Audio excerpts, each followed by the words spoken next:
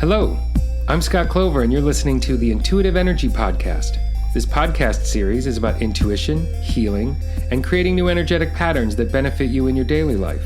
In my private practice, I help people heal from a diverse range of issues, including self-acceptance, trauma release, managing anxiety, emboldening self-worth, and creative expression. Hi, welcome to the Intuitive Energy Podcast. This week, we're speaking with Amy Bonaduce-Gardner, who is the owner of Prism Movement out of Portland, Oregon, and she is a holistic biomechanist. I can speak personally. I've been working with Amy on and off for the last few years, and she has allowed me to move pain-free. From when I met her, I had pain in my toe and my knee, and I can safely say today I am thankfully pain-free. And her work deals a lot with the nervous system and the different chambers and valve systems that works within our bodies. I am completely fascinated every time her and I speak. I have a couple aha and wow moments during every session. And she does a very interesting technique that I will let her describe. I call it body mapping, and it makes me feel better in my body, which is a goal that I have in my practice. So I'm very thankful that I'm able to, with the intuitive clients that I work with or the clients that I serve, I'm able to very thankfully refer Amy to have a more corporeal or body integration to the work that I do. So without further ado, let me introduce Amy, and she can describe a little bit about being a holistic biomechanist. Thanks for having me. Oh, it's my pleasure. I wish more people knew about this. I know from referring you to several colleagues and clients and a friend, I'm going to speak of a friend here. A friend worked with you for months, and I saw her for lunch, and she said, "Oh, Amy, the whole nervous system thing is I'm reevaluating who I am as a person, and it's made me a better mom." Yeah. So you're a mom. How can regulating your nervous system make my friend a better mom? She was over the moon with how she was relating to her children. But how can working and body mapping from a corporeal standpoint make her a better mother? Well, for one, our children mimic our nervous systems. So they will mimic the nervous system of their primary caregiver, which typically is mom. So if mom's nervous system is dominantly fight or flight, then so is the child's. And then that becomes a bit of a cycle, and the whole parenting thing makes everything for everybody very difficult. On the other hand, if mom is dominantly parasympathetic, then the child will also mimic that. And then that changes the dynamic between the two of them. And it allows them both more sensory input. Absolutely. Absolutely. So that increases compassion and empathy, I would say. Absolutely. And as a parent, if I'm able to look at my child, and perhaps, let's say I'm parasympathetic, but for whatever reason, my child is not mirroring me at that moment, and they're fight or flight, and then I can simply look at the situation for something other than what's negative and bothering me about it. I can perhaps look at it and say, oh, my child is this stage, right? How can I intervene in such a way that I'm not controlling them, I'm not making them be something, but I can shift something about their environment and thus change their sensory input. And then that will influence, because nobody can change their nervous system. I can't change mine. I can make myself be fight or flight, I should say, but I cannot choose parasympathetic. I can influence it, but I can also influence my child's environment, and thus my child's nervous system can more appropriately choose which operating system is appropriate. So it's mimicry. It's childhood mimicry to the parent, because the nervous system of the child mimics the parental nervous system, particularly with the mother. Yes. And that starts at conception, correct? It does. And if there's a vaginal birth, however, the pressure of going through the birth canal is considered to be a bit of a reset button. Mm-hmm. And then after the baby's born, then that's where the mirroring comes in. Got it. And that's why I ask generally my clients, are there any C-sections in their family? Sure. Because people who have had C-sections have a different perspective on their arrival onto the planet. Mm-hmm. And then from a nervous system perspective, the pressure of going through the birth canal, that pressure stimulates their valve system, right? It's a ton of sensory input, which is why it's considered to be the reset button. And so if I don't get that, then I'm born with whatever nervous system my mom had when I was neuro. And so that's why some people who have not gone through the birthing process and gone through the C-section, they can actually rebirth themselves by like squeezing through tight things, and that will sort of reprocess from a childhood brain. Sure. It's amazing. It's amazing. So let's start. What's a holistic biomechanist? So the official title is the Fajardo Method of Holistic Biomechanics, which means that I primarily interact with people from the lens of their nervous system. And so whether I'm working with people such as you that have pain or movement difficulties, or I have clients that are working through depression or anxiety issues, or I have clients that have chronic illnesses, we address that through the lens of their nervous system. More specifically, we look at the autonomic nervous system, which has two branches coming from there. One is the parasympathetic, nicknamed rest and digest. And then the other one is the sympathetic, or the infamous fight or flight branch of our nervous system. So that term always confuses a lot of people. And I would like to say, if you think of it in terms of sympathetic, it's that you're overly open, right? So the parasympathetic means you're more regarding your own self, whereas sympathetic means you're open to other interpretations and other energies, making you vulnerable. Is that another way to think about those two terms? Possibly. Parasympathetic is actually where our sensory hoses or uptake of sensory information is increased. And it's usually at its most ideal level of uptake. It's also referred to as homeostasis. The nickname rest and digest, I think, is actually very misleading, but generally homeostasis, where we're at an optimal level of function, that takes place in the parasympathetic side. Whereas the sympathetic side, there's a decrease in sensory information coming from our both internal environment as well as our external environment.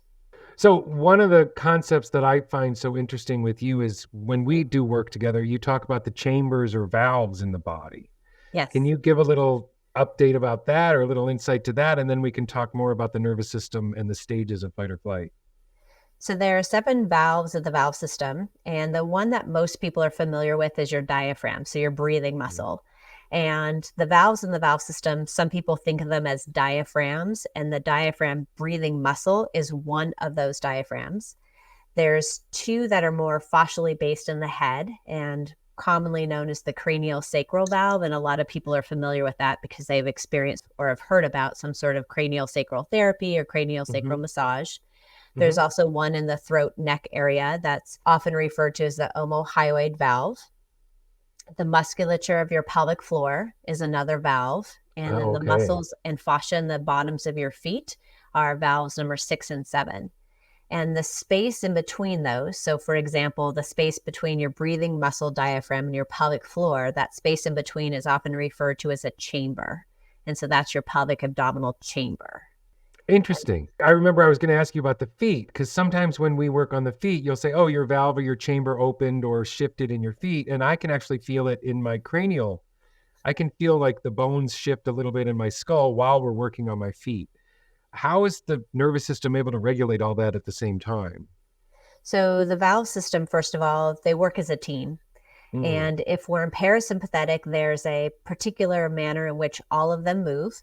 It might not be perfect. There might be some imperfect aspects to it, but they're definitely functioning at a somewhat well level. Again, perhaps not perfect, but it's functioning at a decent enough level that I can maintain homeostasis.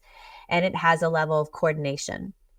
So when I'm mapping some part of my body, if I'm mapping something in my feet and the valve in my foot changes, because all the other valves are working as a team, the other valves also will shift and adapt at least to some degree, at least a little bit. Perhaps not as big of a change that occurred in your foot, or even if we're paying attention to the foot, sometimes there's a change in the head that's actually a bigger change than what happened in the foot. So to clarify, these valves are like pressure centers. So the pressure actually changes inside the body. Correct? So the valves themselves are really, they're muscles or fascia, and it's usually both. It's a combination of both. But their function and their movement is what regulates how much internal pressure my body has. And so I defined internal pressure as a combination of fluid, such as blood, water, nutrition, hormones. There's also air. Air is a pretty big component of that. And my valve system regulates how much pressure is in my chamber or not. If I'm more in a fight or flight dominant state, then generally those valves, the movement of them slows down or it stops. And so I might have an imbalance of pressure from one chamber to the next. So for example, my head and my pelvis might have a really low level of pressure, but my chest cavity might have an increased level of pressure. Interesting. Can you put that in more layman's terms? So pressure, you can kind of think about it like tire pressure. We just don't have a fancy gadget to measure it. And so when there's a decrease of pressure, there's usually a decrease of fluid and or air in that area. It might mean that my pelvic bones are kind of pulled away from the surface of my body. In the head, it's experienced a pressure change is experienced as a headache or a migraine. So lots of us can relate to that one. But the headache in and of itself doesn't indicate if my pressure is increasing or decreasing. It just means that there's been a change. And if there's an abrupt enough change or a dramatic enough change, it's often experienced as a headache. Okay. So people may be wondering, why am I having you on the Intuitive Energy podcast? And the reason why I wanted to have you on is because a lot of people and my clients think what I do is magic.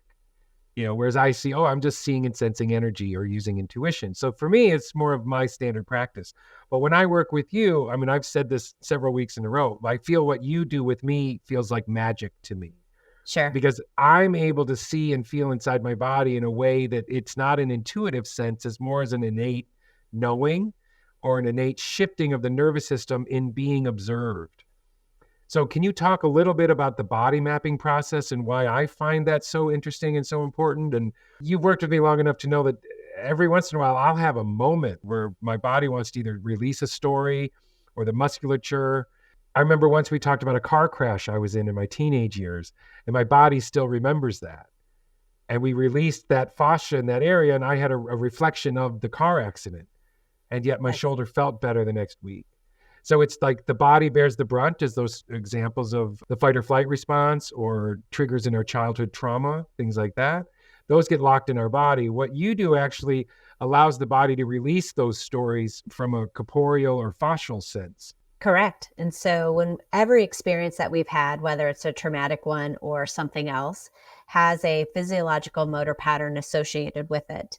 And it's usually easiest to understand if our memory or experience is something that's more fight or flight based or more trauma based, and it gets stored, so to speak, in the body. More specifically, we have a motor pattern or a motor reflex, more likely is the case, not a pattern, but a reflex that is associated with that memory. And so every time I go to move that part of my body, the same reflex that occurred when that event took place in the past is now being expressed here in the present moment. And so if it's something traumatic, and then I have a sympathetic physical reflex that happens as a result of it, then every time I move my body, I'm also fight or flight. So over time, or even during a session, you find maybe resolution in that specific part of the body. Yes, and that's where body mapping comes in. And so body mapping, there's different ways that we can go about mapping the structure, but generally we go about it by mapping 2 points of location. And very specific to location and not sensation. But when we put our attention on 2 points of location, that starts to stimulate some neurological cellular activity in the area, which gains the attention of your sensory nerves in the area. And we have an increase of sensory data to our brain. More specifically, it's the sensory motor cortex, which has a map of your body. And that increase of information allows the brain's map to be updated so it more accurately reflects the body. That allows your motor cortex to send out a new motor pattern to that part of your body that you're mapping. And if I get a new motor pattern, then the old reflex often gets expressed, which is why often at times those memories start to pop up. But as it's expressed, and now I'm inputting a new motor pattern, then I no longer have to have the sympathetic reflexes express themselves in the present moment every time I think about that event from the past. So in layman's terms, that means the nervous system holds on to that structural belief when the trauma happened, and by body mapping, it sends a signal to the nervous system to reevaluate the bone structure. Is that it? So our bone structure is organized in a different way, depending on whether we're parasympathetic or fight or flight. One of the most interesting points that working with you is it took me months for you to get this into my head, or for me to understand comprehensively what you meant. It's the actual subconscious or the nervous system that holds our bones in the placement in which they currently are. Is that correct? Correct. And it also determines how they move. So it's not just a placement, it's not just an organization, but it's how they participate in movement, whether movement is sitting and standing, going for a walk, playing a sport. So our bones, they move. Okay. And they have either motor patterns, which are things that are associated with our parasympathetic nervous system, or they have motor reflexes, which are part of our sympathetic fight or flight nervous system. And when I sit and stand or walk or play a sport, my bones move with either a motor pattern or a motor reflex. And so that's one of the weird things about weird and cool, if you ask me. But our bones aren't just placeholders. They're not just things for muscles to attach to, but they actually move around. And so the analogy that I often give is that if you think about a milkshake, and the milkshake is just sitting on the table, the cup is like your skin. The milkshake itself is like your muscles, but the straw is like your bones. And the straw can move around the cup without the cup moving around on the table. So the straw can get closer to the front of the cup or the back of the cup. Just like your femur bone, your upper leg bone, could be more to the front, more in your quadriceps, or it could be more to the back, more in your hamstrings. And where it's at is determined by your nervous system. And more specifically, whether your nervous system is in a fight or flight or parasympathetic state, that determines where your femur is located, which then determines how your femur moves when you're sitting, standing, walking, or playing a sport. And how the femur connects to both sides of the top and bottom of the bones. Absolutely. So it relates to the hip and the knee and everything else. Absolutely. And putting it back in a nervous system perspective, when I'm in a fight or flight state, the amount of joint space is decreased, if there's any left. So my femur, my tibia, which basically makes my knee joint, there's no more joint space left when I'm functioning in a fight or flight state. On the flip side, if I'm parasympathetic, there's at least some kind of space between those two bones. And that can be said of the hip joint as well. So if I'm fight or flight, I've got a closed joint. So it's like bone on bone, but most people are still going to have some sort of cartilage in there too. But if I'm in a parasympathetic state, then there's joint space between there, which means I have less wearing and tearing of cartilage or ligaments or whatever might be in that particular joint space. So let me break this down for the listener, okay? If you and I are in a session and we work on my femur, I can't just say, hey, femur, shift into optimal placement for my body, because my femur would not listen to the English that I'm speaking it, right? So if I say to my femur, hey, can you place it yourself? My femur's probably not going to do anything. But when we start to map 2 points, it takes the brain out and allows the subconscious to take over and reevaluate in the moment and say, this is not an optimal placement. You actually might be able to move your bone around.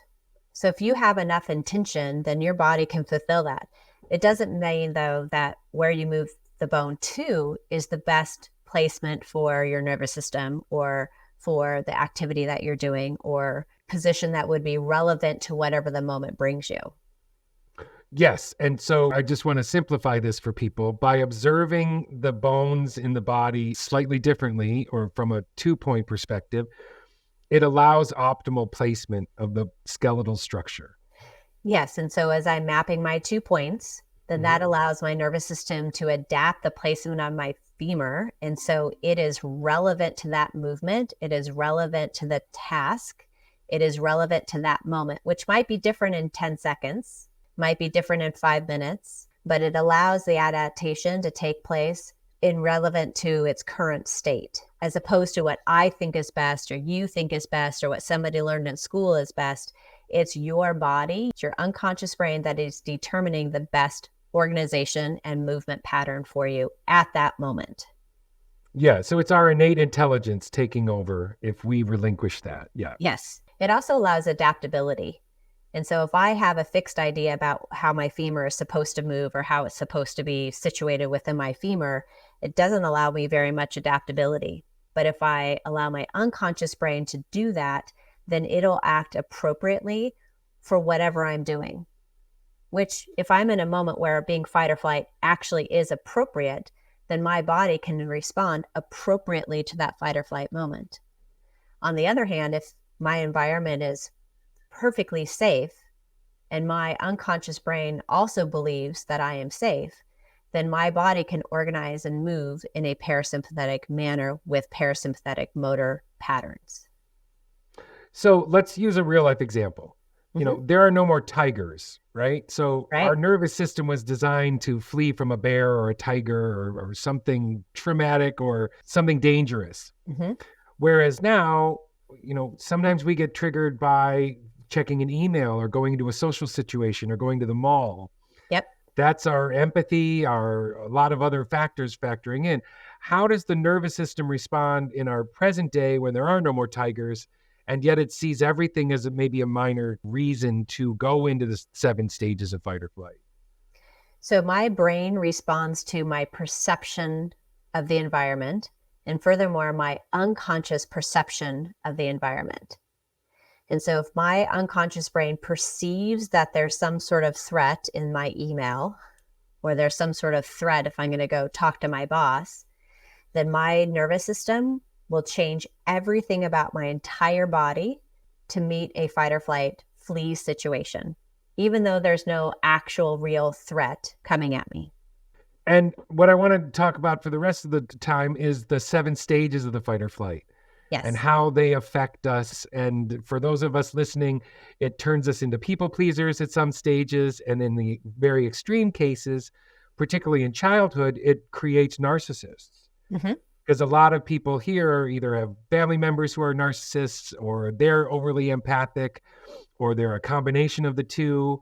And so I know from working with you that some of the higher stages create narcissistic qualities that can go overboard and turn people into like malignant narcissists that we see in the movies or that are out there. They're rare, but they do exist, right? Sure. So, but there's stages of people pleasing, which is in stage, I think, 4 or 5. And then as you get higher up, you get more into why people become narcissists, because they're trying to protect themselves from a shame event or something from their childhood, correct? Absolutely. But I would argue that furthermore, narcissistic behaviors come out of all of us. Mm-hmm, of course. And so not just the ones that we've pegged as narcissists because their behavior exudes that, but if I'm in a fight or flight state and my unconscious brain decides that stage 6 is most appropriate, I might start to have behaviors that are narcissistic. They might not be as loud, they might not be as colorful, but that still doesn't negate the fact that I am at that moment behaving with narcissistic tendencies. And so all of us can go there, all of us. Right, but some of us get stuck in some of these stages. Absolutely. And what I find interesting, and I'm going to equate this to the intuition here, is a lot of these valves and chambers that you talk about, and I can list some of the books as resources that Amy uses that I find thoroughly intriguing. One is called Emotional Anatomy from the 70s or 80s. That book is wonderful. 1985. Yeah, I think it's a great title as well. It talks a lot about why the body can be affected by our thoughts, and our nervous system can be affected by our exterior and our environments and the actions of others. I talk a lot in my work about judgment. If you perceive judgment, that's a fight or flight response because you have to protect yourself from that. Even if you judge someone, that picks up the fight or flight even into stage 2, which that's you just having a thought. But if it's a judgmental thought, you're going to start turning up or ramping up your nervous system into the fight or flight response, which I find extremely harrowing because of like Instagram and what we're inundated with. Those are all judgment factors of how do I relate myself versus this person, as opposed to being curious, et cetera. I talk about this a lot. So I'm curious, what would stage 1, for example, feel like? So stage 1 is nicknamed startle. As an example, if I heard a loud noise in my home, it would trigger my need to investigate the loud noise. And so I might find that it was just the wind, my door slammed closed, and however long, 60, 90 seconds later, I could return to being parasympathetic. If I were to find that the loud noise was actually an intruder, then my nervous system would continue down the fight or flight continuum to whatever stage would be appropriate to meet that intruder. Right. So the first stage is heightened state of alertness. Mm-hmm. And that involves the heart and the amygdala saying, hey, what's up? Sure. And then the second stage is, oh, no, we're fine. And we go back to 1. Or we go into 2 or 3. That's where I think judgment starts. but So it can get a lot worse depending on the situation or the immediate need to respond. So the second stage is fight, I believe. fight, and more specifically, it's fight to defend myself. And so if that intruder came in, then I might want to fight to defend myself. And maybe it's that I need to physically fight, or it could be that if there's a verbal altercation going on, then I might verbally defend myself. Or an example that I like to use a lot, if I'm talking politics with somebody, I might defend my political stance. In stage 2. In stage 2. And also in stage 2, that's the very beginning of the elimination of sensory input, right? It starts limiting what you pick up and sticking to like the 5 senses or even 4 senses. I regard the body as having 19 senses, but there's Okay. 5 primary ones. Mhm. And so with the example of fight, if I'm going to actually enter into a physical fight, my facial structure, for example, might reorganize.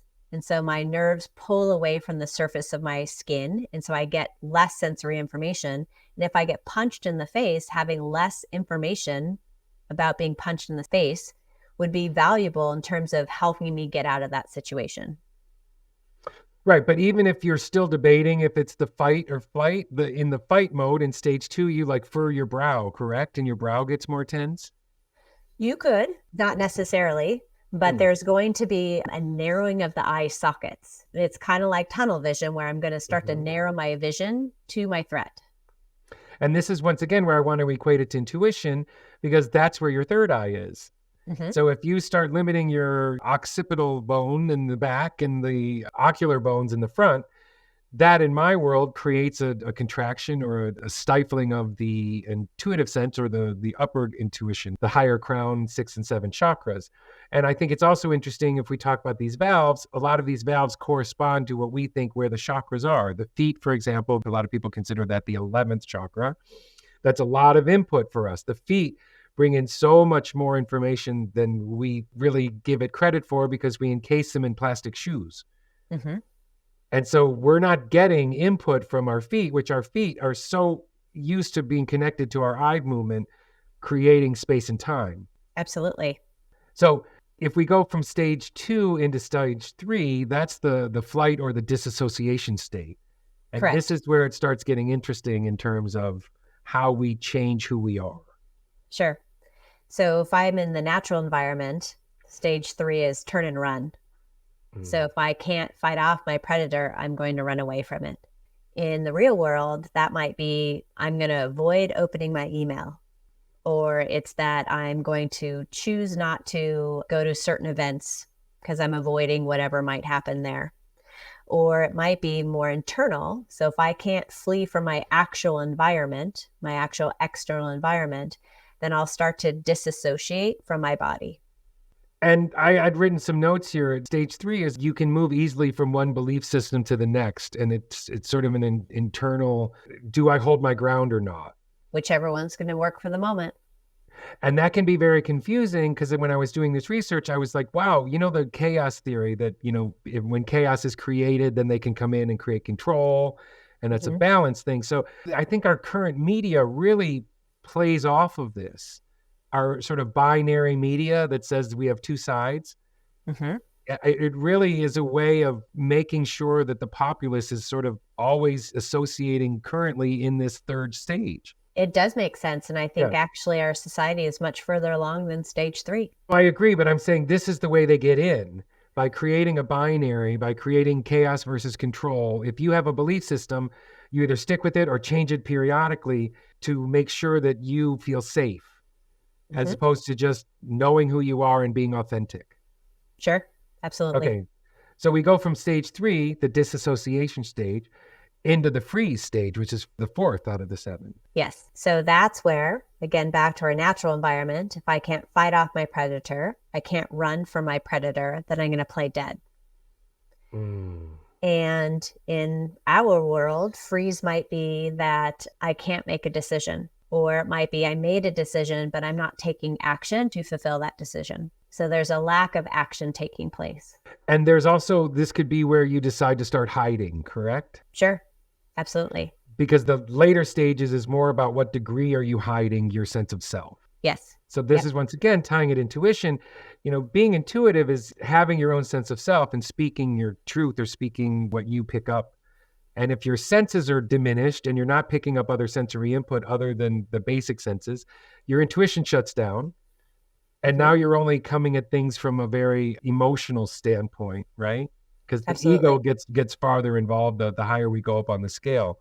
But some concept I talk about with my clients is, I try to encourage people to take that little voice, that little intuitive voice, and make it their voice.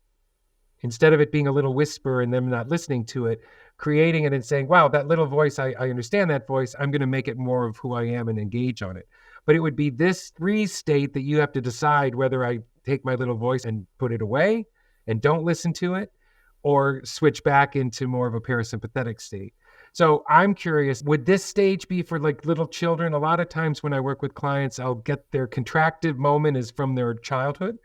And so when I get them in that childhood standpoint, they'll be in that but stage where children get, where their brain is like faster than their mouth and they can't defend themselves. So the kids go, but.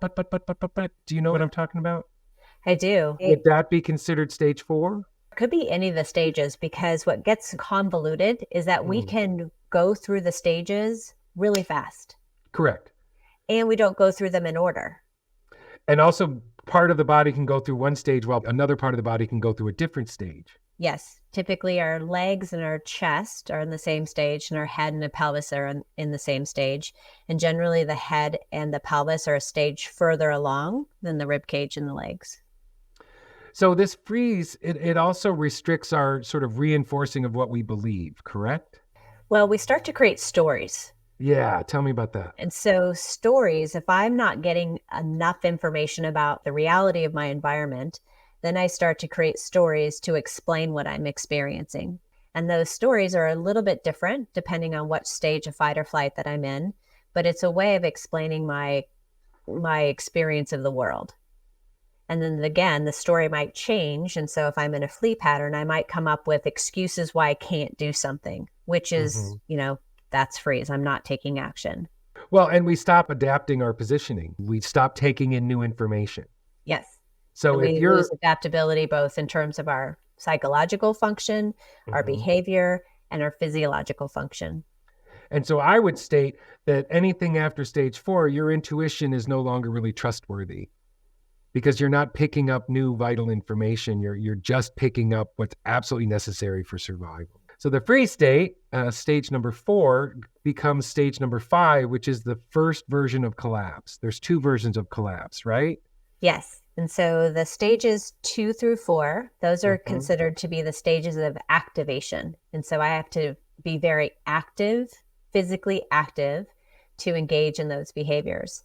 Once I get into stage 5, 6, and 7, I'm now in the stages of conservation.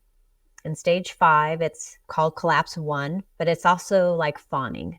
And fawning is a term that is quite popular in describing fight or flight based behaviors. Expand fawning for us. So fawning, that's people pleasing. Ah, yes. That's the big behavior that happens in stage 5. Stage 5 is also where anxiety and depression are really common. Stage 5 with the people pleasing, that's where we are interacting with people in such a way to get them to fulfill whatever needs that aren't being met, whatever needs that we can't fulfill for ourselves. So you feel like a lack of upward support, right? And that creates like a fatigue or lethargy in people that I It can't get out can. of bed. It can. It's different from one person to the next. And so while some people might experience chronic fatigue, or they might experience depression, or they might experience lethargy, another person might be as happy as a clam. And so that's Okay. where how we present on the outside doesn't necessarily match what's happening on the inside. For some people, stage 5 is a great place to be because the way we label our experience is going to be Mhm. different from one person to the next. Right. And so while some people experience chronic fatigue and some people experience depression, other people are, because they're people pleasers, they might be highly involved with all kinds of activities and all kinds of people. And so they're very involved in life. They're physiologically tanked. Their nervous system is tanked. Their valve system is tanked. But because of their people pleasing activities, they're getting survival needs met. So they feel good. Got it. So their inner view takes over and misinterprets the signals. Mm-hmm. And that's stage 5. And there's also that need for approval in stage 5, correct? Yes. Yep. Yeah. And the way I looked at this when I was taking notes on it is it sort of allows judgment of others to change our mind. Yeah. And so that's where this gets really tricky for empaths. And where I say joy and judgment can't live in the same moment is this stage 5, you really have to decide. Like, are you being affected by it intrinsically in your nervous system, or you can scale down 3, 2, 1 back to parasympathetic? Well, and all those choices aren't Mhm. being made consciously, Correct. right? And so whether our behaviors that we're engaging in, if they're not meeting our needs, and that's when we're going to take a different tactic. And that's generally when there's a shift in which state we're hanging out in that moment. Once again, going back higher up the stages into the ego. So stage 6 is collapse stage number 2. How does that differ from stage 5? So collapse 2 starts with victim. And by victim, I don't mean a person that's actually been victimized. I mean somebody that's, say, feeling sorry for themselves, or they're playing the victim card, for example, poor me. That goes into a martyr. And then at the end, kind of the last third of stage 6 is where the narcissism pops in. And I find it interesting because the victimhood in my work is an archetypal state, and the victim is the shadow state, and the enlightened form is self-esteem. I would say, looking at this through my lens, is stage 6 is essentially where your self-esteem plummets or leaves the building. So you are struggling to even survive. If you're in that victim mindset or that shadow victim, it really helps to find your own sense of self-esteem, whether that can be just the smallest win. I'm going to drink a glass of water, and you drink that glass of water. That can help shift you back in being a small, esteemable act. Sure. Right? And those esteemable acts can build up. But when people feel like they've given up or that the world isn't on their side, that victim shadow really can take over and start changing their ego and what they say about themselves, right? Mm-hmm. So there's like an old story versus a new story, and the subconscious has to differentiate those. So there can be an old story versus new story. Old story could be the story of myself before I entered into this prolonged fight or flight response. Because by the time somebody's hanging out in stage 6, they've probably been dominantly fight or flight for a period of time. Old story could be the story of me before I was in a dominant stage 6 fight or flight response. Old story could also be the story that I was when I was dominantly in a different stage, versus my new story is the story that I currently am working with, to both explain myself to other people, but also to explain how I fit into this world, and to explain the sensory information that doesn't really make sense because I'm not getting enough of it to really explain reality. So if you have a malign story, that will ultimately lead to a structural imbalance in your nervous system via the skeletal system, correct? Sure. And probably faster than what one believes. And that's what your work is to regulate that, see it for what it is, and let the body process the information in real time and make its own decision. Yeah. And so the process of mapping increases that sensory input. And so our brain can start to have a more accurate sense of its reality. And thus my story can start to be different. Over time, that story can start to be more consistent with reality. And so not just my perception of reality, but actual reality. And that actual reality can change your skeletal structure to support your body more efficiently or optimally. Yes, but they happen at the same time. Because I'm either all parasympathetic or I'm all fight or flight. And so depending on which side of that coin that I'm on, everything's going to be different. Over time, that's where I might start to change my dominant state of fight or flight that I'm in. And so there's gradual changes, but at the same time, from any one moment to the next, I'm either one or the other. So even somebody that's primarily a narcissist is still going to have moments where they're parasympathetic.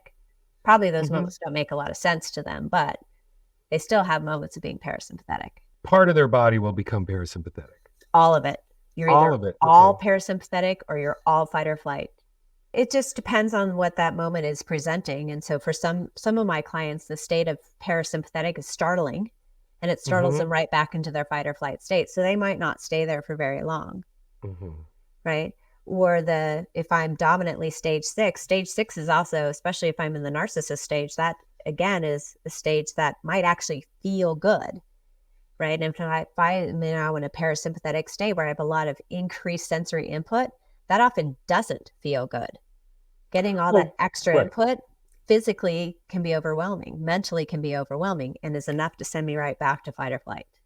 Well, that's like saying we can feel placated by a sugary dessert, even though we know what it's actually doing inside of ourselves Mhm. is changing our blood sugar and everything else, and that sugar isn't doing any good for us in the long run, but in the temporary, it feels good. It feels Absolutely. placating, right? That's why the narcissist who's self-absorbed, the more self-absorbed they become, it feels placating, even though it's not good for themselves or the environment in the long run. Sure. Okay, so we're almost done, and we're going to the seventh stage, which is rigor and extreme shock. hmm So Um, that's one most people understand from having a traumatic accident. So if you're like hit by a car, whether you're a pedestrian or you're in a car, somebody that's like profusely bleeding from their head and they're in a state of shock, and usually the responders will put a blanket around them or something like that. That's shock. And that's an extreme version of shock, but a person can literally go parasympathetic, skip stages 1 through 6, and go straight to stage 7 in those cases. Or somebody might be in stage 7 more long term. And so they mhm. can have rigor. Rigor, most people think of as something that is associated with death, say rigor mortis. But you can have rigor when you are alive. And that might literally look like rigor. So a person doesn't move very well, their joints don't move very well, their bones and their fascia are really brittle, really hard, and they literally can't move their elbows very well. They can't look over their head. So they might have a state of rigor that looks like that. Or stage 7 could look like somebody that's highly athletic. They present very fit and very healthy, but yet their bowel system is tanked. Because they're desperately trying to keep up with their internal excitability. Is that it? Well, usually because their bowel system is tanked, they have to engage in high levels of activity, whether something that's just really rigorous or Hmm. that's something that has like jumping out of an airplane. So there's a lot of adrenaline involved in it. And those activities are what keeps them going since their bowel system isn't doing it for them.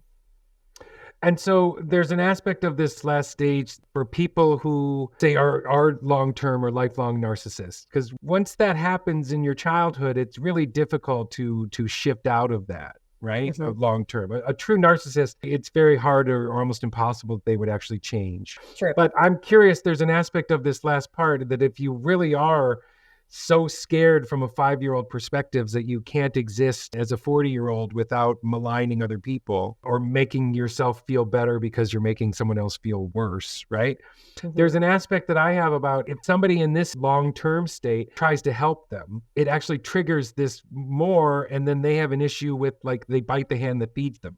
And that's why people that are stuck in this stage from a young age and part of their body, they make up their own stories and create their own reality that only serves them. And then when the empath comes to try and help that situation, that person who receives it feels so uncomfortable with who they are that then they turn on the person that's helping them. And that all comes from this last sixth and seventh stage, correct? The stages aren't that clear cut in Sure. reality, right? And Yeah, of so, course. behavior wise, the narcissist, if I go back to that example of politics, right? And I'm Hmm. trying to defend my position, that's stage 2. But if I'm trying to make you have the same opinion as me, that's stage 6 narcissism. From the stage 7 people that I work with, they're not a bite the hand that feeds type. None of them are. And you work with people at stage 7, they don't I really do want work to. with Oh, you narcissists. do? And Oh, I I guess. have several clients that are stage 7 too. And so in my experience of working with people of stage 7, one of them's a therapist. She's a very kind person. And Mhm. we have them in our culture. And these are the people that are stuck in some sort of shame loop. Mhm. Where is the shame loop? Is that stage 6? That can happen actually quite early. That can happen in the earlier stages of fight or flight. Speaking from my perspective, my modality, shame is something that might prevent us from doing something, or it might be something that causes us to engage in certain behaviors to get our needs met. Well, the body part that comes to my mind is your talus. So Hmm. the talus is your moving forward bone.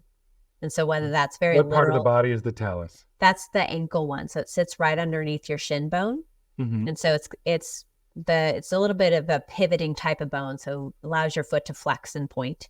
It's considered to be your moving forward bone. But if that bone is stuck, right, generally people also feel stuck. And a lot of times the feeling of stuck is that there's shame or there's guilt in moving forward because they're leaving behind somebody else. And so that behavior probably started somewhere in childhood. And it doesn't necessarily always pop up, but when something about moving forward, whatever that might mean to you or however that might be relevant to you at this point in time, then that's when we often experience shame or guilt or something of that nature.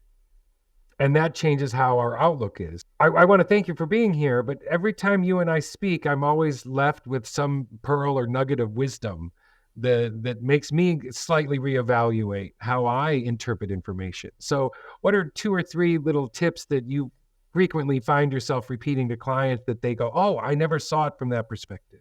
One of the things that I repeat a lot is that you don't have control. And the idea that you have control is fight or flight. Trying to have control is fight or flight. But when we start to accept the reality of our moment, it is what it is. It's not good. It's not bad. It's not right. It's not wrong. Then that allows our nervous system to actually take in more input on its own. And then furthermore, I can speed that process up by mapping. I really enjoy how your work and my work are so congruous, how they're so in sync. Because something I repeat very often is accept the existing reality. When you accept the existing reality, then you're not judging it, you're accepting for what it is, and then your nervous system can start bringing in more sensory input. Yes. So that's where you and I, our work once again complements each other. Yes. What else do you find yourself saying a lot of? Map your body. All the time. That's what I say all the time. But I also say in context of like, if you find something that seems to be wrong, don't assume that it's bad or don't assume that it actually is wrong. So if I'm getting some sort of feedback from my structure, that feedback might actually be me shifting towards parasympathetic because change sucks, right? Change is uncomfortable. And so if I'm changing to parasympathetic, which is generally where most people want to go, they have to allow themselves to be uncomfortable. They have to allow themselves to experience sensations that they don't like. And if I'm not sure if this change is parasympathetic, maybe it's a fight or flight, then I have to go back and look at my structure. I cannot base it on how I feel. I have to look at my structure. And even then, if I'm not sure what that means, then I go back to the mapping process. And the mapping process could be as easy as putting your awareness on your tongue, any part of your tongue, and your chin. And if you take your attention back and forth between those 2 points for about 2 minutes, that starts to engage the sensory system and is likely to shift something about your experience. It might not change the sensation. It might not change how uncomfortable it is, but it allows you to go through it instead of turning away from it. And that going through it is a potential for change. Exactly. Whereas if you turn away from it, you're going to be sort of reduced to what you came in with, which is a fight or flight response, whether it's 1 to 7. Yeah. Mm-hmm. Well, I'm very pleased to have you on. I believe in your work. I'm a fan of your work. I recommend you highly. And I'm still amazed every week we work together, what my body is able to respond by just the simple work that we do. This is not a physical work. There is movement involved, but this isn't about lifting things up and putting them down. It's about reevaluating your internal structure and having that suit you more optimally. Absolutely. Yeah. So any last words for the group? Keep paying attention to your structure. That's what I keep saying over and over again. So. And the more you pay attention to your structure, the more you will become parasympathetic. The more it increases information to your brain, so your unconscious brain can choose what's appropriate for the moment. Well said. Amy, thank you so much for being here. I think what you do is absolutely magical. I think it's super important in terms of helping people understand themselves better. So how do people get a hold of you if they'd like a session? So you can always go to my website. It's prismmovement.com. And there's a contact me page, and you can pop me an email from there.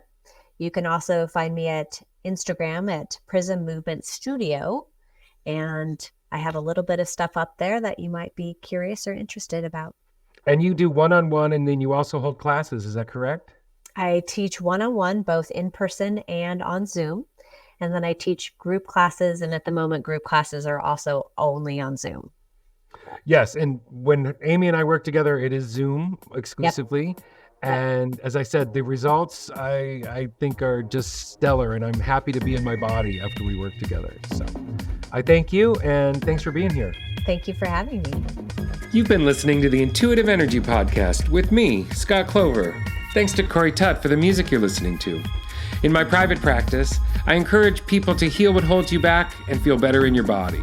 If you need more help with that process, I'm available for healing sessions by phone internationally. Visit scottclover.com for more information. Be well, and thanks for listening. This podcast is for educational and informational purposes only, and solely as a self-help tool for your own use. I'm not providing medical, psychological, or nutrition therapy advice. You should not use this information to diagnose or treat any health problems or illnesses without consulting your own medical practitioner. Always seek the advice of your own medical practitioner and/or mental health provider about your specific health situation. For my full disclaimer, please go to scottclover.com/disclaimer.